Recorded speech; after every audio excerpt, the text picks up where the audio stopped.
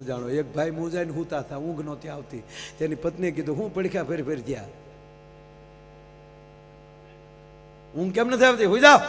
એ કે એવું કાંઈ નથી, આપણી બાજુવાળા સંજયભાઈ છે ને કે હા એ 5 લાખ રૂપિયા માગે ને કાલની મુદત છે, કાલ દેવાના છે ને આપણી પાસે છે નહીં એટલે મૂંઝાણો. ઓહો, 5 લાખ રૂપિયામાં કરોડ રૂપિયાની નીંદર બગાડો છો? એની પત્નીએ કીધું શાંતિ રાખો, થઈ જાય બધું.